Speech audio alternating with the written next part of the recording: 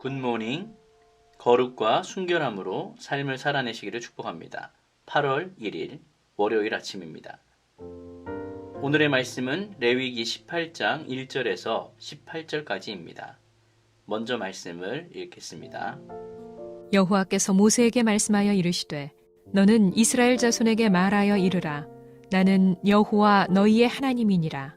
너희는 너희가 거주하던 애굽 땅의 풍속을 따르지 말며 내가 너희를 인도할 가나안 땅의 풍속과 규례도 행하지 말고 너희는 내 법도를 따르며 내 규례를 지켜 그대로 행하라. 나는 너희의 하나님 여호와이니라. 너희는 내 규례와 법도를 지키라. 사람이 이를 행하면 그로 말미암아 살리라. 나는 여호와이니라. 각 사람은 자기의 살부치를 가까이 하여 그의 하체를 범하지 말라. 나는 여호와이니라. 네 어머니의 하체는 곧 네 아버지의 하체이니 너는 범하지 말라.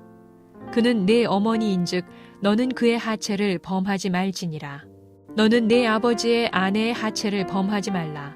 이는 네 아버지의 하체니라. 너는 네 자매 곧 네 아버지의 딸이나 네 어머니의 딸이나 집에서나 다른 곳에서 출생하였음을 막론하고 그들의 하체를 범하지 말지니라. 네 손녀나 네 외손녀의 하체를 범하지 말라. 이는 네 하체니라. 네 아버지의 아내가 네 아버지에게 낳은 딸은 네 누이니 너는 그의 하체를 범하지 말지니라. 너는 네 고모의 하체를 범하지 말라. 그는 네 아버지의 살부치니라. 너는 네 이모의 하체를 범하지 말라. 그는 네 어머니의 살부치니라. 너는 네 아버지 형제의 아내를 가까이 하여 그의 하체를 범하지 말라. 그는 네 숙모니라. 너는 네 며느리의 하체를 범하지 말라. 그는 네 아들의 아내이니 그의 하체를 범하지 말지니라. 너는 네 형제의 아내의 하체를 범하지 말라. 이는 네 형제의 하체니라. 너는 여인과 그 여인의 딸의 하체를 아울러 범하지 말며 또 그 여인의 손녀나 외손녀를 아울러 데려다가 그의 하체를 범하지 말라. 그들은 그의 살부치이니 이는 악행이니라. 너는 아내가 생존할 동안에 그의 자매를 데려다가 그의 하체를 범하여 그로 질투하게 하지 말지니라. 좋은 관계를 세워가려면 잘 배워야 합니다. 상호 간의 사고방식, 취향, 우선순위, 삶의 방식 등을 배워갈 때 사랑이 이기심에 오염되지 않을 수 있습니다. 상대방의 희생을 바라며 꿈쩍하지도 않는 그런 자기중심성은 관계의 상실을 불러올 수밖에 없습니다. 언약의 파트너로서 이스라엘은 기초부터 배워야만 했습니다. 라이프 스타일이란 개인이 지닌 가치관으로 지향된 생활 스타일 또는 살아가는 방식을 말합니다. 쉬운 말로 하면 한 개인이 자신의 가치관으로 살아가는 방식을 말합니다. 사람은 각자의 라이프 스타일로 삶을 살아갑니다. 그리스도인들은 개인의 라이프 스타일도 있지만 하나님의 백성으로서의 라이프 스타일도 있습니다. 성경이 말하고 있는 하나님의 백성으로서의 라이프 스타일이 어떠한지 오늘 말씀을 통해 살펴보기를 원합니다. 첫 번째, 하나님의 백성으로서 우리가 가져야 할 라이프 스타일은 거룩한 하나님의 거룩한 백성이라는 것입니다. 거룩하신 하나님께서 이스라엘 자손에게 자신을 이렇게 소개하고 있습니다. 2절입니다. 너는 이스라엘 자손에게 말하여 이르라. 나는 여호와 너희의 하나님이니라. 나는 여호와 너희의 하나님이라는 표현은 2절, 4절, 5절, 6절, 21절, 31절에 계속해서 등장합니다. 이 표현을 통해 하나님은 이스라엘 백성들이 당신과 언약적 관계의 기초에 있다는 것을 밝히고 있습니다. 18장 전체에 흐르고 있는 큰 원리가 소개되고 있는데 그것은 바로 이방인의 풍습을 따르지 말라라는 것입니다. 하나님과 언약적 관계를 맺고 있는 이스라엘 백성들은 이방인들과 다른 윤리적 지침을 따라야 하기 때문에 그들이 떠나온 애굽 땅이라든지 곧 들어갈 가나안 땅이라든지 그들의 풍습과 규례를 따르는 것은 가증하고도 역겨운 그러한 일입니다.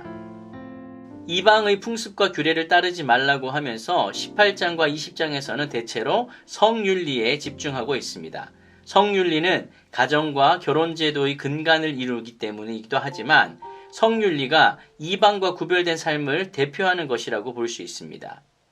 언약 백성은 반드시 하나님의 법도와 규례를 따라야만 합니다. 이를 지킴으로 말미암아 살아가게 될 것입니다. 이 말은 율법을 지킴으로 생명을 얻는다는 의미가 아니라 율법을 준행함으로 하나님께서 기뻐하시는 삶, 하나님께서 형통케 하시는 삶을 살 수 있다라는 뜻입니다. 이스라엘은 하나님의 것입니다. 그분과 언약을 맺어 그분의 신부가 되었고 백성이 되었습니다. 이는 대단히 정치적인 결정입니다. 그분의 세계관과 가치관을 수용해야 하며 그분을 닮은 사람이 되어야 한다는 뜻입니다. 애굽과 가나안 문화는 그들이 숭배하는 신을 중심으로 형성되었기 때문에 그들의 풍속을 따른다는 것은 곧 그들의 신을 따른다는 뜻이 되기도 합니다. 누구든지 자신이 경배하는 대상이 있다면 자신도 알게 모르게 그 경배하는 대상처럼 변해갑니다. 여러분, 거울을 한번 들여다보십시오. 나는 누구를 닮아 있습니까? 실제 거울에 비치는 모습이 아니라 나의 영적인 모습이 누구를 닮아 있습니까? 하나님입니까? 아니면 다른 우상입니까? 두 번째, 하나님의 백성으로서의 라이프 스타일은 순결한 하나님의 순결한 백성입니다. 성윤리에 대해서 지금 하나님께서 말씀을 하고 계시는데요. 이것은 그만큼 당시 가나안과 이방 민족들의 성윤리가 무너져 있었다라는 것을 알려주는 사실이기도 합니다. 하나님의 백성은 세상과 구별된 삶을 살아야만 합니다. 그렇기 때문에 성윤리를 바로 세우는 것이 필요했다라는 것입니다.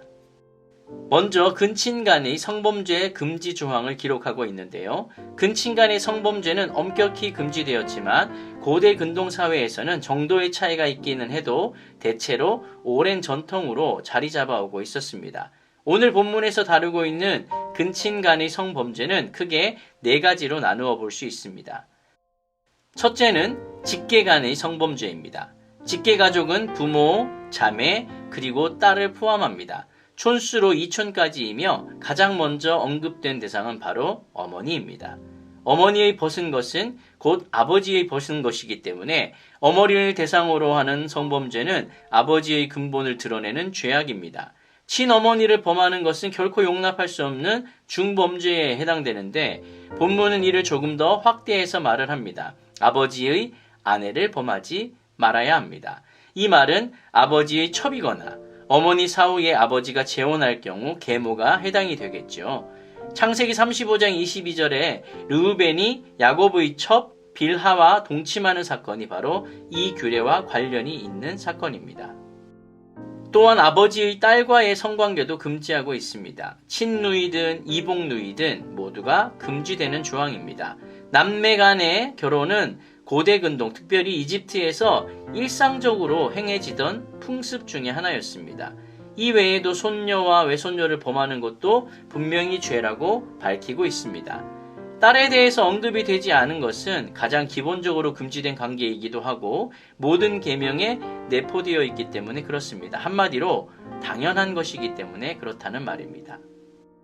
둘째는 부모의 형제자매로 이제 대상이 확대가 됩니다. 촌수로는 삼촌에 해당되겠지요. 삼촌, 고모, 이모 등을 말합니다. 고모나 이모는 아버지와 어머니의 살부치이기 때문에 범하는 것이 금지가 되는 것이 당연한 것이죠. 실질적으로 혈연관계를 맺고 있다는 것을 강조하고 있습니다. 이를 반대로 풀어보면 당연히 조카와의 성적 관계도 자연스럽게 금지되는 것입니다. 하지만 사촌 간의 결혼은 엄격히 금지되어 있지는 않았습니다. 세 번째는 결혼 관계로 인해 생기는 친척 관계 안에서 나타납니다. 형수, 제수, 며느리 등이 이에 해당됩니다. 형수와 제수는 형제의 하체이며 며느리는 아들의 하체이기 때문에 엄격히 금지되고 있습니다. 이 관계가 무너지면 확대 가족 중심 사회에서 가족 간의 연대는 무너지고 말 것입니다. 다만 형제가 자손 없이 죽었을 경우에 형수 혹은 제수를 아내로 취하여 형제의 후대를 이어주어야 하는 계대 결혼의 경우는 예외입니다. 이것은 형수 혹은 제수의 삶을 보호하고 형 혹은 동생의 재산과 권리를 보호하는 사회적 연대를 강화하는 제도입니다. 네 번째는 이 또한 친척관계에 따른 것인데 아내의 직계가족이 포함됩니다. 아내의 딸, 손녀, 외손녀, 아내의 자매들입니다. 결혼을 통해 아내와 한 몸이 되었기 때문에 아내의 혈육과의 불법적인 관계는 아내의 수치를 드러내는 것과 다름없는 일입니다. 창세기 본문에서 야곱이 레아와 결혼한 이후에 다시 레아의 여동생인 라헬을 동시에 취하게 됩니다. 물론 속은 것도 있고 우여곡절이 있지만 결국 본문 18절에서 나오는 것처럼 그로 질투하게 하지 말지니라 라는 말씀에 비추어 보면 레아와 라헬 사이에 끊임없이 질투와 분쟁이 일어나게 되는 거죠. 야곱의 경우는 레위기 율법이 주어지기 이전이기는 합니다만 이 일로 인해 가족 간에 불화가 생긴 것은 필연적인 일이었습니다. 하나님과의 바른 관계는 다른 이웃과의 바른 관계로 표현이 되는데 여인들과의 관계에서 성적인 학대나 착취를 하면 안 됩니다. 근친상간에 대해서 엄하게 금하심으로써 가족이나 사회 공동체 유지의 핵심인 결혼제도의 신성함을 침해하거나 그것을 너그럽게 대하는 사회 풍토를 엄하게 다스리고 있는 겁니다. 인간의 자율이 확대되는 것이 인권이 아닙니다. 지키고 절제하고 경계를 정하는 것, 즉 자유의 제한이 관계를 자유롭게 누리는 길입니다. 하나님 나라의 거룩함과 순결함을 지키는 것이 진정한 사랑입니다. 말씀을 정리하겠습니다. 거룩한 공동체가 어떻게 사랑해야 하는지 기초부터 심화까지 말씀대로 구체적으로 배워야 합니다. 가정과 교회라는 생명의 공동체, 언약의 공동체 안에서 진실하고 성실하게 사랑하는 법을 함께 해석하고 실천하며 배워가야 합니다. 왜냐하면 우리는 그날의 거룩하고 영광스러운 주의 몸으로 서야 하기 때문에 그렇습니다. 레위기는 끊임없이 우리에게 말합니다. 거룩하라고 말입니다. 이 거룩은 삶의 전 영역에 적용이 되는 것입니다. 심지어 성에 관해서도 마찬가지입니다. 하나님의 백성으로서의 삶을 살아내시기를 결단하는 모두가 되시기를 간절히 축복합니다. 아멘.